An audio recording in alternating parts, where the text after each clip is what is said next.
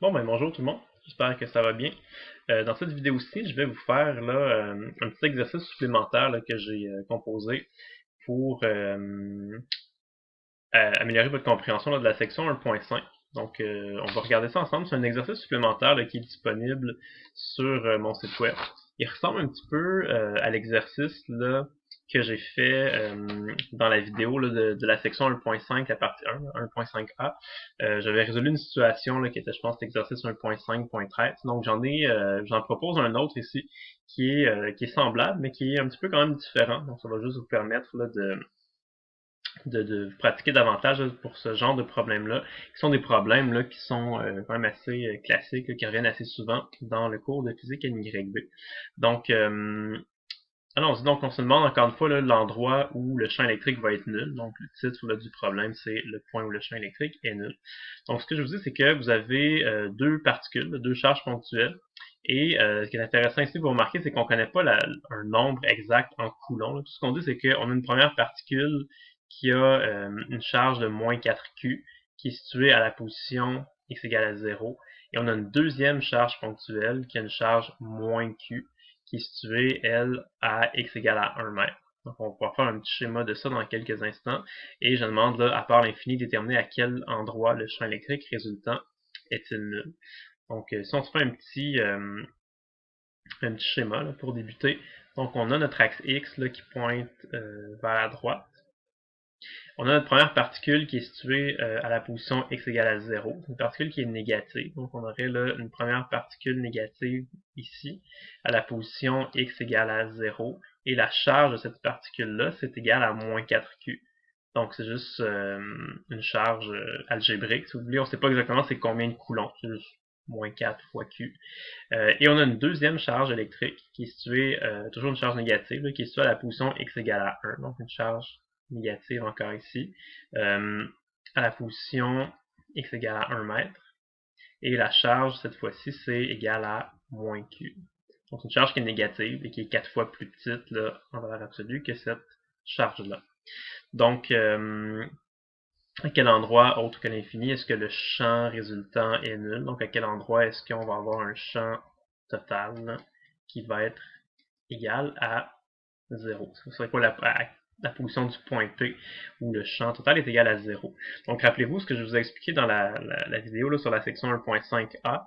La première chose à faire, c'est de déterminer dans laquelle des quatre régions est-ce que on va dans laquelle des quatre régions va se trouver notre point P finalement. Donc, si vous êtes déjà rendu bon, vous êtes probablement capable de le deviner tout de suite.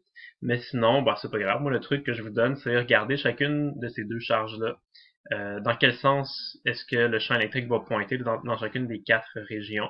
Donc, une particule négative, on se rappelle que ça fait des champs électriques qui s'approchent d'elle. Donc, c'est-à-dire que la particule ici de moins 4Q là, dans la région A va faire des champs électriques qui vont vers la droite, dans la région B, des champs vers la gauche, dans la région C, des champs vers la gauche, dans la région D, des champs vers la gauche. Donc, des champs qui pointent toujours vers elle. Et l'autre particule ici qui est aussi une particule négative, donc elle aussi va faire des champs qui vont toujours se diriger vers elle. Donc dans la région A, champ électrique vers la droite, région B, champ vers la droite, région C, champ vers la droite, et région D, champ vers la gauche. Donc en faisant vos petits schémas comme ça, vous voyez tout de suite que ce ne sera pas dans la région ici qu'on va avoir un champ électrique total qui peut être égal à 0. Ce ne sera pas dans cette région-ci non plus. C'est comme j'avais expliqué, quand vous faites ça, là, généralement, vous allez tout de suite pouvoir éliminer deux régions. Et il va vous rester deux régions. Donc on sait tout de suite que pour avoir une chance que le champ total soit égal à 0, ça nous prend deux champs électriques qui pointent dans deux directions contraires. Ça pourrait survenir soit dans la région B, soit dans la région C. Okay? Mais pour avoir une chance que ça se produise, là, il faut toujours que notre point P soit situé plus près de la particule qui est la plus faiblement chargée, donc la particule la moins puissante ou la moins chargée. Donc ici on a deux particules, une de moins 4Q et une de moins Q. Donc la seule façon que les deux champs électriques ici elles-mêmes modulent, c'est qu'il faut se trouver un petit peu plus proche de la particule qui est la plus faible. Donc notre point P va se trouver quelque part là, ici, donc dans la région C. Okay. Je vais peut-être juste effacer un petit peu là, mes flèches, en même temps qu'on sait que notre point P se trouve là, sinon on verra plus grand chose. Donc voilà. Ça c'est ça. Ok. Fait qu'on sait que notre point P se trouve quelque part ici. Okay? Fait qu'il est entre les deux particules et il est un peu plus proche de notre particule là, qui est égale à moins q. Donc maintenant qu'on a déterminé ça, comment on peut le faire? Il faut faire un petit peu d'algèbre. Okay? Il faut compléter notre schéma. Donc on peut dire là, on peut sur notre schéma se définir une certaine distance. Moi j'appelle ça généralement la distance d, qui serait par exemple la distance entre la particule de moins 4q et notre point P. Donc cette distance-là, on la connaît pas encore. Donc, je vais décider que cette distance-là, je l'appelle d. Okay. Et je sais d'ailleurs que la distance là, totale qu'il y a entre la particule de moins 4q et la particule de moins q, ben c'est 1 mètre, hein, parce que ici, la particule est située à x égale à 0, l'autre est située à x égale à 1, donc la distance entre les deux, je sais que c'est 1 mètre. Donc si j'ai décidé d'appeler cette distance-là d, ben, je pourrais dire que la distance qu'il y a entre le point P et ma particule ici, ben, algébriquement, ça va être tout simplement 1 moins d. Donc cette distance-là, ce sera 1 moins d. C'est pas la seule façon hein, de faire le problème en passant. Quelqu'un aurait pu très bien décider d'appeler cette distance-là d. Et si on avait appelé cette distance-là d, ben cette distance-là, elle aurait été 1 moins d. Ça aurait changé les calculs qu'on s'apprête à faire maintenant, mais en bout de ligne, ça donnerait quand même la même réponse. La question, c'est de trouver c'est quoi la coordonnée x du point P. Donc, peu importe comment on procède, d'appeler ça D puis ça 1 moins D ou faire l'inverse, c'est correct aussi. Ça ferait des calculs intermédiaires différents, mais à la fin, on trouverait exactement la même réponse. Okay. Donc, comment on va s'y prendre pour trouver ça? Ben, ce qui va arriver, c'est que cette particule-là, elle va produire là, un champ qui va pointer vers la gauche, et cette particule-ci, au point P, va produire un champ qui va pointer vers la droite. Et pour que le champ total soit égal à 0, là, on a déjà nos deux vecteurs qui pointent dans deux directions opposées. Il faut que les deux modules de nos deux vecteurs soient les mêmes. Okay.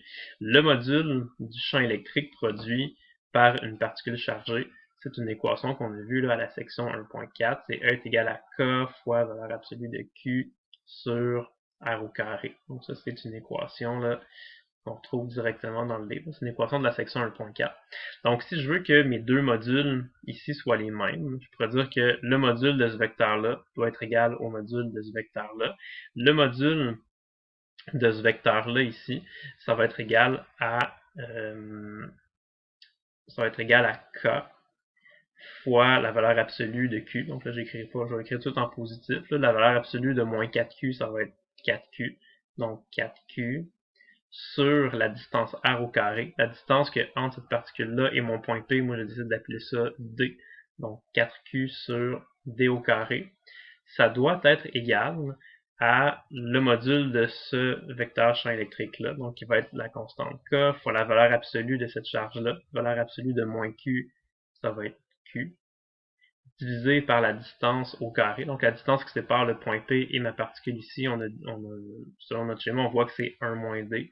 Donc on va voir ça. Donc sur 1 moins D qu'on élève au carré. Okay. J'ai fait exprès pour ne pas écrire là, le K. Le K, je sais que c'est 9 fois 10 à la 9. J'ai fait exprès de ne pas l'écrire parce que vous voyez qu'en écrivant l'équation comme ça, le K ici va s'annuler. Donc on peut juste barrer ça. Il va s'annuler ici aussi.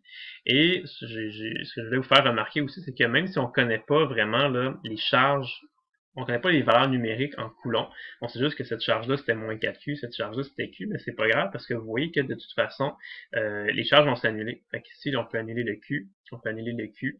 Ici, il reste rien. Là. Quand on annule tout, c'est comme quand même s'il restait 1. Tout ce que ça veut dire, c'est que même si on ne connaît pas les charges en coulomb, on sait que cette charge-là était 4 fois plus chargée que celle-ci.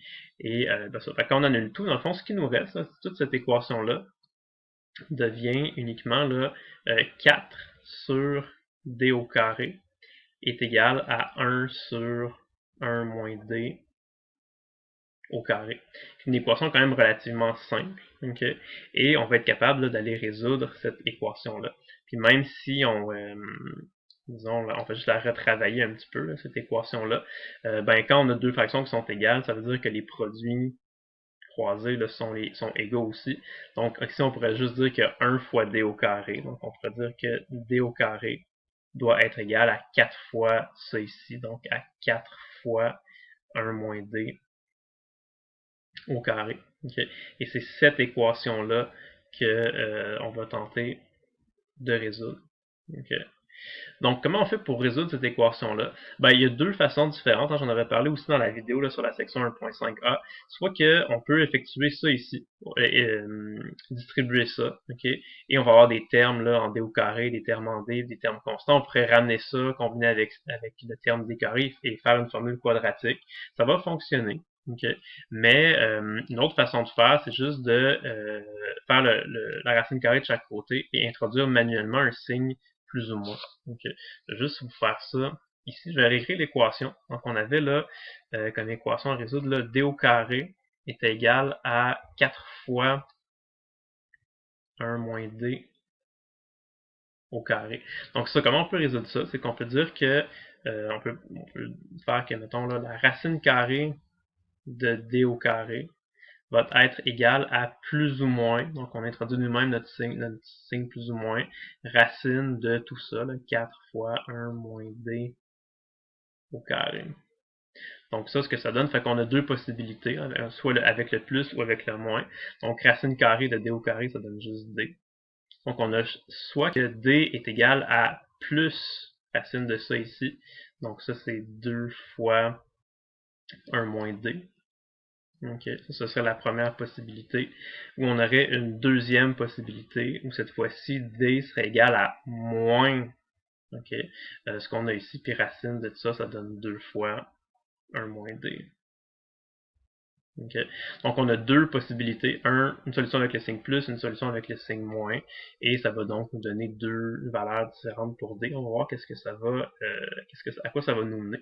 Donc ici, on effectue là, on effectue ça.